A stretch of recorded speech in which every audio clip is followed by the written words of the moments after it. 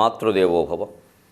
తల్లి పదమ్ములన్ గొలిచి ధన్యతనుందిన జీవితమ్ములన్ తల్లడపాటులుండవిక తల్గడయౌను సరస్వతీ పదంబు అల్లిన పద్యమాలికలు హాయిగను చెడి పూల తావులై తల్లియుడిన్ గలట్టి మమతామయతన్ తరింపజేసిడిన్.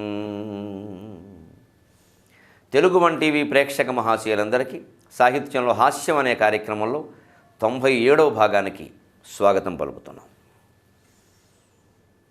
డబ్బు ఒక వింత రోగం అన్నారు. సంపద్రోగోయం అద్భుతో రాజన్నని సంస్కృతంలో చెప్పారు సరదాకి. డబ్బు రాగానే కొన్ని లక్షణాలు వస్తాడు మనిషికి. ఏదో ఒక రోగం రాగానే కొన్ని లక్షణాలు వస్తాయి కదా. రొమ్ము పట్టింది, బాగా తుమ్ముతూ ఉంటాడు, మొహం భారంగా ఉంటుంది, కళ్ళు నీళ్లు వస్తూ ఉంటాయి. అలా ప్రతిదానికి ఉన్నాయి కదా. డబ్బు కూడా ఒక రోగంట. ముఖ్యంగా నడమంత్రపు సిరి పట్టినవాడు, అంటే మొదట్లో ఉండదు, మధ్యలో ఏదో వ్యాపారంలో ఏదో అనుకోకుండా కలిసి వస్తుంది. కష్టపడడం వల్ల కలిసి వచ్చింది కాదు, అనుకోకుండా. దాంతో ఈయనకి లక్షలు వస్తాయనుకున్నవాడు కోట్లు వచ్చేసాయి, ఇంకా ఒళ్ళు తెలియదు. దాన్ని చమత్కారంగా చెప్పారు. బధిరయతి కర్ణ వివరం వాచాం మూకయతి, బధిరయతి కర్ణ వివరం వాచాం మూకయతి నయనం అంధయతి వికృతయతి గాత్రయష్టిం, నయనం అంధయతి వికృతయతి గాత్రయష్టిం సంపద్రోగోయం అద్భుతో రాజన్. రాజా, సంపదలు ఉన్నవాడికి ఒళ్ళు బలుపు అని ఒక వ్యాధి వస్తుందయా, దాని పేరు ఓబి అన్నమాట, ఒళ్ళు బలుపు. ఇంకా ఆ రోగం లక్షణాలు ఎలా ఉంటాయి అంటే బధిరయతి కర్ణ వివరం, ఏమిటో అంతవరకు అన్ని మాటలు వినపడతాయి, అక్కడి నుంచి చెవుడు వచ్చేస్తుంది వాడికి. ఎందుకని? ఎవడో వచ్చి వాడు కష్టాలు ఏవో చెబుతాడు. బంధువులు పాపం, పూర్వం వాళ్ళు మేనమావలు, బావమరుదులు, మేనల్లుళ్ళు, ఏదో ఇలా ఉన్నానంటే నాకు వినపడినట్టుగా నటిస్తాడు. ఎందుకంటే వినపడితే సాయం చేయాలి. అందుకని ఏమిటోరా నువ్వు ఫోన్ లాగట్లేదురా, రైల్లో ఉన్నాను నేను, రైల్లో ఏదో వింటూనే ఉన్నాడు.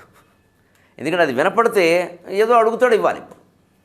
అందుకని నాకు వినపడడం లేదురా అంటాడు. ఇది రోగం. ఇది బధిరయతి కర్ణ వివరం, చెవులు మూసిపోతాయి. ఇంకా వాచాం మూకయతి, మాటలు కూడా మూగతనం అలవాటు చేసుకుంటాయి. ఎక్కువ మాట్లాడతాడు డబ్బు ఉన్నవాడు. ఎందుకంటే మాట్లాడితే ఏం కలిసి వస్తుందని చూస్తాడు. ఏమైనా కలిసి రావాలి మాట్లాడాలంటే, లేకపోతే మాట్లాడు. అందుకంటే ఈ సమయంలో నేను నా వ్యాపారం గురించి మాట్లాడుకుంటే కొన్ని లక్షలు వచ్చేవంటాడు. అక్కడే గమనించాలి, సంపన్నులు జమీందారు లేని వాళ్ళు చురకేస్తున్నాడు వాళ్ళకి. భార్యతో మాట్లాడితే డబ్బులు రావు, పిల్లలతో మాట్లాడితే డబ్బులు రావు, తల్లిదండ్రులతో మాట్లాడితే డబ్బులు రావు. అందుకని మాట్లాడడం మానేస్తారా? దేనికోసం ఈ సంపాదన అంతా? ఆ ఇంట్లో కూర్చుని కబుర్లు చెబుతూ కూర్చుంటే మనకి వ్యాపారం ఎలాగా అంటారు చాలామంది. ఇంట్లో కబుర్లు చెబితే ముందు సంసారం బాగుంటుంది, ఆవిడకి ఆనందం కలుగుతుంది, నీకు సమయానికి కావాల్సిన అన్ని ఏర్పాట్లు చూస్తుంది. నీకు అనారోగ్యం వస్తే వ్యాపారం వాళ్ళు వచ్చి చేస్తారా, భార్య చేస్తుందా? అటువంటి భార్యతో కాసేపు కాఫీ తాగుతూ వీలైతే 4 మాటలు అని మాట్లాడడానికి నెప్పే. చాలామంది బిజినెస్లో ఉన్నవాళ్ళు అశ్రద్ధ చేస్తారండి. అలా ఉండకూడదు, మనం నేర్చుకోవాలి. ప్రముఖ వ్యాపారి రిలయన్స్ అంబానీ, ముఖేష్ అంబానీ, ఆయన జీవిత చరిత్ర గురించి ఒక మాటలో ఒక చోట నేను ఆశ్చర్యపోయాను. ఆయన ఎంత తీవ్రమైన వ్యాపార సంబంధమైన సమావేశాల్లో ఉన్నా సరే, ఆయన కొడుకు నాన్న నాకు నన్ను చూడాలనుంది, లేకపోతే నాకు ఈ లెక్క రావడం లేదు అంటే ఇంటికి వెళ్ళిపోతాడు. వాటిని హోంవర్క్ చేసుకుంటూ, నాకు ఈ లెక్క రావడం లేదు నువ్వు చెప్పాలి నాకు అంటే, ఈ మొత్తం సమావేశం అక్కడ పెట్టి ఇంటికి వెళ్ళిపోతాడు. ఆయనకి ఇవాళ నిజంగా అంబానీ లాంటి వాడికి ఇంటికి వెళ్ళదలుచుకుంటే ప్రపంచంలో ఎక్కడున్నా 10 నిమిషాల్లో ఇంటికి చేరడానికి వీలైన వ్యవహారాలు ఉన్నాయి ఆయనకి. ఆ సౌకర్యాన్ని తన కొడుకు కోసం వినియోగించాడు. చిన్నపిల్లాడు కొడుకు. ఆ కొడుకు మనస్సులో తండ్రి గురించి ఎంత ఉన్నత స్థానం ఉంటుంది. ఎన్ని పనులు మానుకుని నా తండ్రి నా కోసం వచ్చాడు, తప్పకుండా ఈ తండ్రి కోసం నేను ఏమైనా చేయాలి. నాకు ఆత్మీయుడు నా తండ్రి, రోల్ మోడల్ అంటారు ఇవాళ, నాకు ఆదర్శం నా తండ్రి అని అనుకోడా కుర్రాడు. నువ్వు ప్రపంచమంతా జయించి, ఆయన ఏదో బొంబాయిలో పెద్ద ఇల్లు ఏదో కట్టాడు, మొత్తం 102 అంతస్తులు ఉందిటే, అయ్యో అన్నిటికంటే కూడా ఈ కొడుకు హృదయాన్ని జయించడమే కష్టం. జయించాడు ఆయన. అదే మనకి గ్రహించాలి. నేను ఎవరితో మాట్లాడితే డబ్బులు అడుగుతారేమో, ఎవరన్నా నలుగురు వీధిలో కనపడినా కూడా ఏదైనా చందా పుస్తకాలు కనపడితే వీళ్ళ దగ్గర ఉంటే చందా అడిగేలే ఉన్నారని పారిపోవడం అక్కడి నుంచి. పోనీ అడిగితే ఈ 10 రూపాయలు ఏమిటైంది? అది వాచాం మోక ఇది ఇవ్వడం. ఇంకో మాట నజనమంతయతి, కళ్ళు మూసుకుపోతాయి, కళ్ళు నెత్తికెక్కే అంటారు. మధ్యలో డబ్బు వస్తే కళ్ళు నెత్తికెక్కుతాయి. నెత్తికెక్కే అంటే అర్థం ఏమిటి? ఇక్కడ ఉన్న కళ్ళకి అంతా కనపడుతుంది. నెత్తికెక్కితే పైన కనపడుతుంది, కింద కనపడదు. అది నెత్తికెక్కడం అంటే. కొంతమంది కళ్ళజోడు సరదాకి ఇలా పైన పెడతారు, కానీ కళ్ళు ఇక్కడ ఉన్నాయి కూడా కనపడుతుంది. కానీ ఈ కళ్ళే నెత్తికెక్కి అనుకో, పైన సూర్యుడు చంద్రుడు కనపడాలి, వీడికి ఇంక భూలోకం కనపడదు. అందుకని ఆ నెత్తికెక్కకూడదు. ఎంత సంపద ఉన్నా కాస్త సాటి వాళ్ళ కష్టాలు, పని మనుషుల కష్టాలు, పెద్ద మనుషుల కష్టాలు, పక్కింటి వాళ్ళ విషయాలు పట్టించుకోవాలి. అంటే అన్నిటికీ వేలెట్టమని కాదు, వారికి ఆపద వచ్చింది, ఒక్క పక్కింటి వాళ్ళు కదా, ఒకసారి అటు కనిపిస్తే ఏమిటైంది? ఎంతకంటే బిజీగా ఉన్నావా? బిజీలో బిజీ, అవి వెళ్ళిపోతే ఒకసారి బ్యాగ్ ఎక్కడ పెట్టి ఏమండి ఈ పాపం ఇంట్లో ఏదో ఇబ్బంది పడుతుందంటే కుర్రాడికి బాగోలేదు ఎలా ఉంది అంటే ఎంత సంతోషిస్తారు. ఆయన అంత బిజీగా ఉండి కూడా మన ఇంటికి వచ్చి అడిగారు. ఆత్మీయత. రేపు నిజంగా మనకు ఏదైనా ఆపద వస్తే భగవంతుడి కంటే ముందు పక్కింటి వాడు వస్తాడు. నేను అడిగితే పక్కన ఉన్నాడు, ఆయన వచ్చి తీరుతాడు. ఎక్కడో అమెరికాలో ఉన్న అబ్బాయికి ఫోన్ చేస్తే వస్తాడా, రాగలరా? పక్కవాడు వస్తాడు. పక్కవాడితో సంబంధాలు బాగులేకపోతే నీకు ఇంక మిగిలిన బంధువులతో సంబంధాలు ఎలా ఉన్నా ఒకటే. ఇంకా బంధువులతో తగాదా వచ్చినా పర్వాలేదు, పక్కింటి వాళ్ళతో తగాదా పడద్దు అసలు. వాళ్ళే మనకి ఎక్కువ బంధువులు. అందుకని వాళ్ళ మాటలు వినాలి, వాళ్ళని చూడాలి, వాళ్ళతో మాట్లాడాలి, లేకపోతే ఇబ్బంది. ఇంకో మాట వికృతయేతి గాత్రయష్టిం. గాత్రం అంటే శరీరం, యష్టి అంటే కర్ర. కర్ర లాంటి శరీరం అంటే ఏమిటో వంకలు తిరుగుతూ ఉంటుందండి. నాకు వికృతయేతి అంటే అసలు నిలబడటం కూడా సరిగ్గా నిలబడ్డు. అంటే నేను ఇప్పుడు ఇంత కోటీశ్వరుని, వీళ్ళ కూర్చుంటే నేను మామూలు అయిపోతానని చెప్పి ఏవో స్టిల్ ఇస్తూ ఉంటాడు మనకి. అసలు ఆ వేసే వేషం, ఈ పూర్వం అయితే పంచె కట్టడం, ఆ డాబు సరి వేరుగా ఉండేది. ఒకవేళ తను కట్టిన పంచే మామూలు వాడు ఎవడన్నా కడితే వీడు కట్టేటేంటి ఈ పంచి, ఇక నుంచి రేపటి నుంచి నేను ఇది కట్టదు అని వాడు గొచ్చి పెట్టుకుంటాడు. నలుగురితో సమానంగా ఉండడం ఇష్టం ఉండదండి, అహంకారం. ఇప్పుడు ఇవాళ ప్యాంట్లు షర్ట్లు వచ్చినా కూడా డబ్బున్న వాళ్ళ అబ్బాయి ఇతరుల కంటే భిన్నంగా అవ్వాలని చూస్తాడు. అంచేది వికృతయేతి గాత్ర ఇష్టం. శరీరం ఏమిటో అష్టవంకర్లు తిరుగుతూ ఉంటుందని శరీరంలో కూడా మార్పులు వచ్చేస్తాయి. కళ్ళు మూసుకుపోతాయి, చెవులు వినపడకుండా పోతాయి, మాటలు రాకుండా పోతాయి. శరీరం ఎన్ని వంకలు తిరుగుతుంది. ఏమిటి రోగం అంటారా? సంపద్రోగోయం అద్భుతం రాజన్. ఏం లేదండి, ఈ రాగం పేరు డబ్బు అన్నాడు.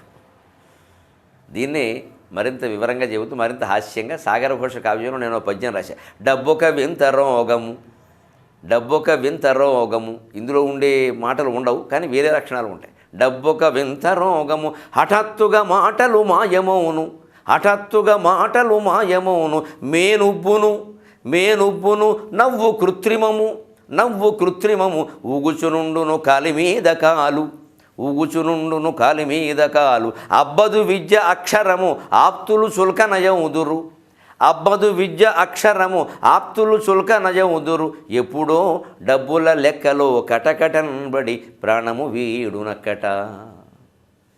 ఎప్పుడో ఈ కోట్లు కోట్లు కోట్లు లెక్కట్టుకుంటూ ఆ కట్ల మీద పడి చచ్చిపోతాడు వాడు, కట్ల బరువుకి.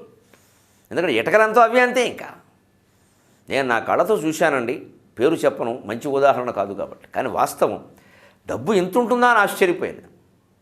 నన్ను లోపలికి పిలిచాడు ఓ పెద్ద మనిషి, పెద్ద కంపెనీ మేనేజరు, అదో బడాయి మనిషి. సరే నేను వెళ్ళాను, నా సొమ్మేం పోయింది, వాడు డబ్బులు చూపిస్తానంటే నాకు ఆనందమేగా. ఓ బీరువా తీశాడండి.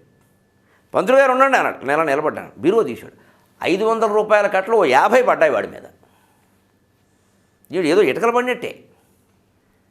ఇలా నుంచిన పైగా కాళ్ళ మీద పడ్డాయండి, బూట్ల మీద పడ్డాయండి. ఎంత అపచారం. నాకు కన్నీళ్ళు వస్తున్నాయి. లక్ష్మీదేవి ఓ పక్కేమో లోపల అయ్యో డబ్బు అంటే ఎంత ఉంటుందా ఏమిటో, మన జీవితం కాదు 10 జన్మలు ఎత్తున్నాయి, ఈ డబ్బు ఓ కట్ట సంపాదించడానికే మనకి జీవితం సరిపోతుంది అని నేను చూస్తున్నాను. రెండోది, వెంటనే ఎంతైనా కవిని కాస్త చదువుకున్నవాడు కాబట్టి లక్ష్మీదేవి బూట్ల మీద ఉంది, విడదు వంగట్లేదు, తీయడం లేదు ఆ కట్ట. రే నౌకర్ని పిలుస్తున్నాయండి, వాడు కాళ్ళ మీద పడిన కట్టలు తీయడానికి. డబ్బు ఉంటుందండి, మీరు ఆశ్చర్యపోతారు. నేను ఈ దృశ్యం చూసి కన్నీళ్లు పెట్టుకున్న ఏడాదిలో వాడి సంపదలు మొత్తం పోయి, ఎలాగా అనవసరంగా ఎన్నికల్లో దిగాడు. ఓ పెద్ద పార్టీని పట్టుకున్నాడు. నాకు టికెట్ ఇస్తే 2 కోట్లు ఇస్తానన్నాడు. ఇచ్చాడు. వాళ్ళు టికెట్ ఇచ్చారు, వీడు గెలవల. టికెట్కి వారికి 2 కోట్లు వెళ్ళాయి. ఎన్నికల్లో వీరికో 3 కోట్లు ఖర్చు అయ్యి 10 కోట్లు 15 కోట్లు పోయి ఎమ్మెల్యేగా గెలవల. చివరికి ఒళ్ళు మండింది. మళ్ళీ అదే పార్టీ అభ్యర్థి మీద రెండోసారి పోటీ చేశాడు. ఉప ఎన్నికల్లో ఎక్కడో సొంతంగా పోటీ చేశాడు. కొబ్బరి చెప్పు ఇచ్చారు, చెప్పే మిగిలింది. ఎన్నికల్లో గుర్తు కొబ్బరికాయ ఇచ్చారు, కాయ గుర్తు, కానీ చివరికి చెప్పే మిగిలింది. ఈ మొత్తం పోయాయి. నాకు అప్పుడు అర్థమైంది ఎందుకు పోయాయో. కట్టల మీద పడ్డం నా ముందు ప్రదర్శిద్దామని నువ్వు చూసావు, కానీ నీ కాళ్ళ మీద పడింది లక్ష్మీదేవి, ఆ కట్ట తీద్దామని ప్రయత్నం చేయాలి, కళ్ళకు అద్దుకుందామని ప్రయత్నం చేయాలి. పొరపాటున పడి ఉండొచ్చు కింద. నౌకర్ని పిలిపించి తీయించాడు. అంటే ఏదో బురద అంటుకుంటేనో తువ్వాల కింద పడితేనో తీయమన్నట్టే. సంపదను అలా అవమానిస్తే ఎప్పుడూ ఉండదు అది. అందుకే డబ్బు ఒక వింత రోగం. హఠాత్తుగా మాటలు మాయమవును. మాట్లాడడం మానేస్తాడు. ఎందుకంటే అంతవరకు గలగల మాట్లాడినవాడే ఫ్రెండ్స్తో అలా మాట్లాడితే వాళ్ళు ఏమైనా అప్పులు అడుగుతారు, వాళ్ళ కష్టాలని మనకు చెప్తారు, ఎందుకు వచ్చిన గొడవ, ఇక మాట్లాడద్దు. మేను ఉబ్బును, అదే వికృత అయితే గాత్ర ఎస్ట్, శరీరం ఉబ్బిపోతుంది, లావెక్కిపోతుంది. ఎందుకంటే దేనికి మరి వ్యాయామం ఉండదుగా. మెట్టు దిగడు, దానికో యంత్రం. రోడ్డు మీద నడవడు, దానికో వాహనం. ఎండ కుదరదు, దానికో యంత్రం.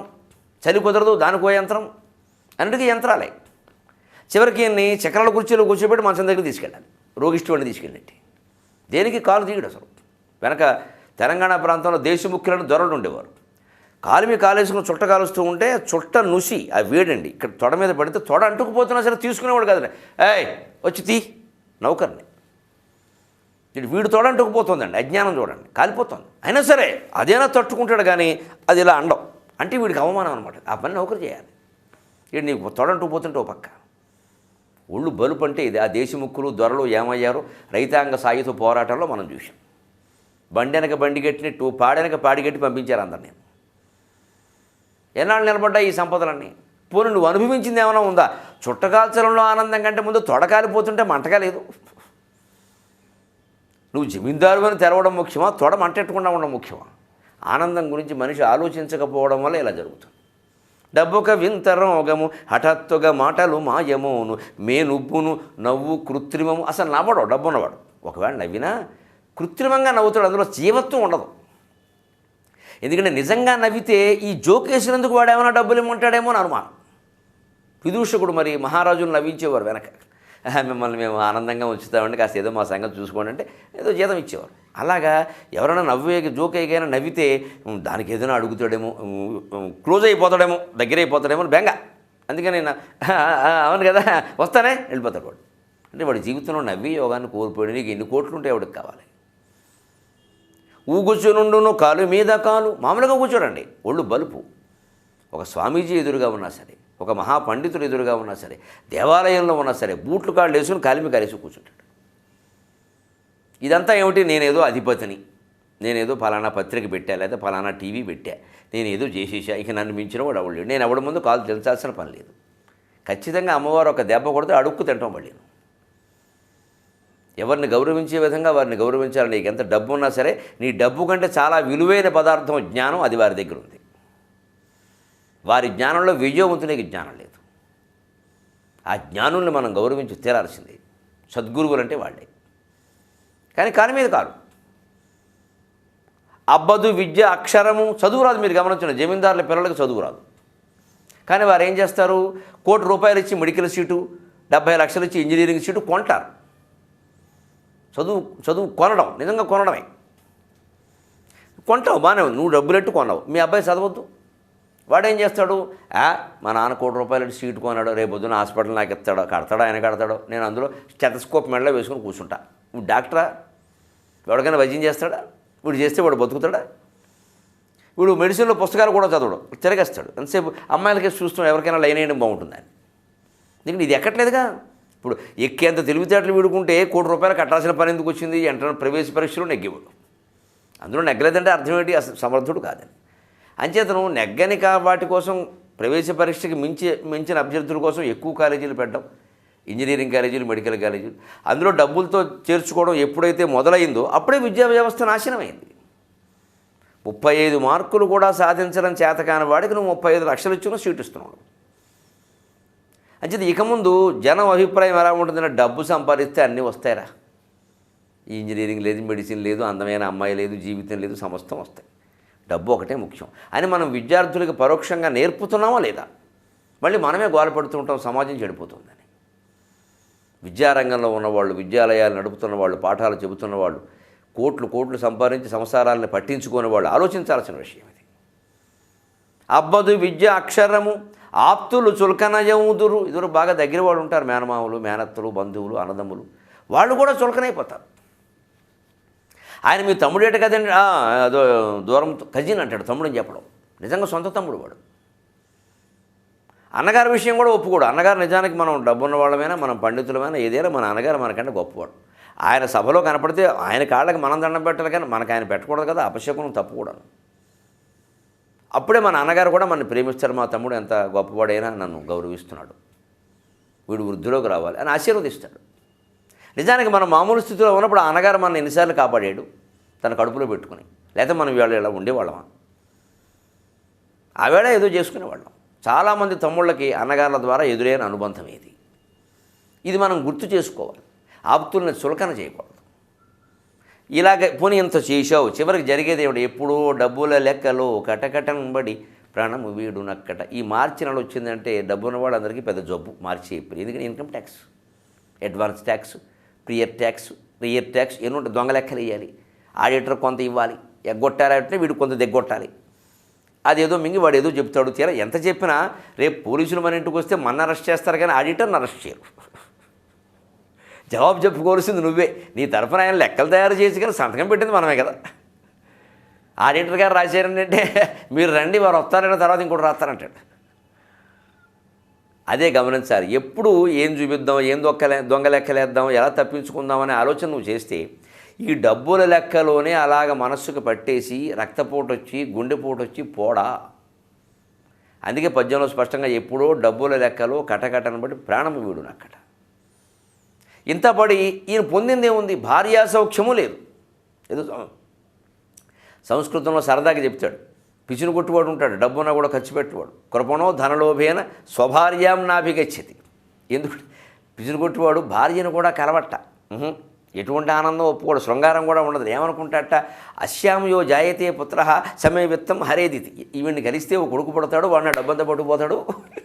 అందుకని భార్యను కూడా కలవకుండా ఊరికే ఆవిడకి అలా పట్టుచీర నగలో పెట్టి ఊరికే దేవుడికి నైవేద్యం పెట్టినట్టు షోడశోపచారాలు చేస్తాట, కానీ ముట్టుకోట. ఇందుకు ముట్టుకుంటే ఏదో వాంఛలు పడతాయి, పుడితే కలవాల్సి వస్తుంది, కలిస్తే పిల్లలు పుడతారు, వాళ్ళు నా డబ్బంతా పట్టుకుపోతారు, ఖర్చు అయిపోతుంది. ఎందుకంటే మరి ఇంత దాచి ఏమిటి చేస్తాడో తెలియదు. ఏ సుఖము పొందకుండా ఎవరికి ఇవ్వకుండా ఏం చేస్తాడు? అందుకని సంస్కృతంలో చెప్పారు, ఇప్పుడు భార్యను కూడా కలవడండి. ఎందుకంటే అశ్యామయో జాయతే పుత్ర సమయ విత్తం హరేదితి. ఇలా కలిస్తే ఓ కొడుకు పడతాడు, కొడుకో కూతురు అయితే కట్నాలు ఇవ్వాలి, పొడి గొడవలు, కొడుకు అయితే చదివించాలి, ఎందుకు వచ్చిన కూడా తీసిపారి. మరి ఇంత చేసి ఈయన పొందుతున్నది ఏమిటి? చివరికి మాయరోగంలో పడి డబ్బులు లెక్కలు కటకటబడి ప్రాణాలు కోల్పోవడం తప్పితే చేసేది లేదు. చమత్కారంగా చెప్పుకున్న ఎంత గంభీరమైన విషయాలు ఇందులో ఉన్నాయో ఆలోచించండి. డబ్బు వల్ల ఎప్పుడూ ఆనందం రాకపోగా దుఃఖమే వస్తుంది. అలాగే ఈ వారం ఒక మంచి జాతీయం సర్వం జగన్నాథం అంటారు. సాధారణంగా ఎప్పుడు వాడతారు అంటే ఏదో కొంప కొల్లేరే మొత్తం కొట్టుకుపోయి సర్వం జగన్నాథం పోనే అంటారు.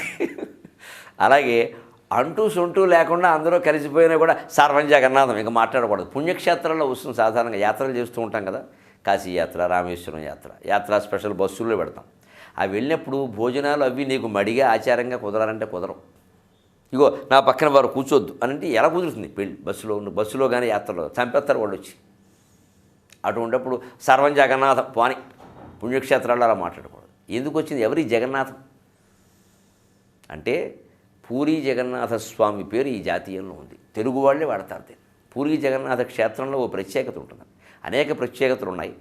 మనకు చెప్పుకోవాల్సిన ప్రత్యేకత ఏమిటంటే అక్కడ ప్రసాదాన్ని పులిహోర లాంటిదో తయారు చేస్తారు కదా, కుప్ప కింద పోస్తారు. ఇలాగ పోసాక అందరూ చుట్టూ కూర్చుని ఆ ప్రసాదాన్ని చేతుకుని తీసుకుని తింటారు. భోజనాలు కూడా అంతే. అక్కడ పులిహోర కాదు, అన్నాలు కూడా పప్పు కలిపేస్తారు పెద్ద కుప్ప. అందరూ ముద్దలు తీసుకుని తినేయడం, మళ్ళీ ఎంగిల్ చేపట్టడం తినేయడం. మళ్ళీ వీడికి ఆకలి తిరగానే వీడు లేస్తాడు, ఇంకోటి వచ్చి కూర్చుని అక్కడే తింటాడు. సరిగ్గా జరుగుతుంది పూరీ జగన్నాథ క్షేత్రంలో. ఎందుకు అక్కడ ఈ పద్ధతి పెట్టారు అంటే అందరూ మానవులే. 4 మెతుకులు తినడానికి ఇంత ఆచారం అవసరం లేదు. కొంపలేం అంటుకో. ఇది జగన్నాథ స్వామి క్షేత్రం. ఇక్కడ సర్వం జగన్నాథం. ఆయన చూసుకుంటాడు. ఎంగిలైనా ఆచారమైనా ఏదైనా ఆయన చూసుకుంటాడు. దైవప్రసాదం దగ్గర కులభేదాలు పెట్టుకుని, గొప్పలు పెట్టుకుని, తక్కువలు పెట్టుకుని, మడి ఆచారం పేరు మీద మనుషుల్ని వేరు చేయకండి. పుణ్యక్షేత్రంలో దైవ సన్నిధిలో కూడా మనం ఈ శరీరాన్ని దీనికి అంటించుకున్న కులము, మతము, ప్రాంతము, పాండిత్యము లాంటి బెళ్ళల్ని తీసేయలేకపోతే ఎప్పుడు తీసేస్తాం?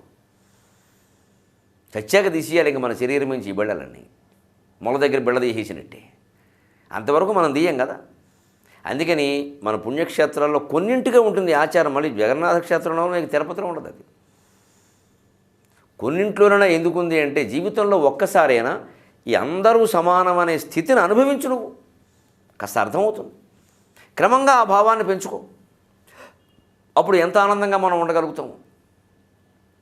వారు నా పక్కన ఉండొద్దు, వీరు పక్కింట్లో ఉండొద్దు, ఏదైనా ఒక ఇంట్లో చేరాలి అంటే చుట్టుపక్కల ఉన్నవాళ్ళు ఎవరైనా అడుగుతాం మనం ఖచ్చితంగా. మన క్యాస్టే కదా, మన వాళ్ళే ఉన్నారట. ఈ మనవాళ్ళు అయితే మనకేమైనా సాయం చేస్తారని ఏమైనా ఉందా?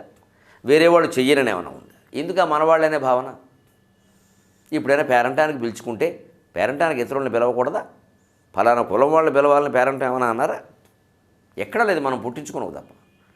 అందుకని ఈ అంటూ షొంటూ లేకుండా ఎప్పుడైనా ఓసారి కొంచెం అంతా కలిసిపోతే సర్వం జగన్నాథం అంటారు. విచిత్రంగా ఈ సామెతని ఇంత ఔన్నత్యం కోసం జాతీయం పుడితే మన ఇళ్లల్లో ఎలా వాడుతున్నారంటే, ఎవరన్నా పిల్లలు ఆ ఎంగిల్ చేత్తోనే ఆ నేతి గిన్నె ముట్టుకుని మజ్జిగ గిన్నె ముట్టు వీడుంటే ఇంక ఇంట్లో సర్వం జగన్నాథమే, చచ్చిపోతున్నాయి వీడితోటి అని దాన్ని ఆ అర్థంలో వాడుతారు. ఎంత ఉన్నతమైన అర్థంలో పుట్టింది. దీని నుంచి పెద్దవాళ్ళు నేర్చుకోవలసింది పోయి పిల్లలను తిట్టడానికి వాడుతున్నారు దీన్ని సర్వం జగన్నాథం అని.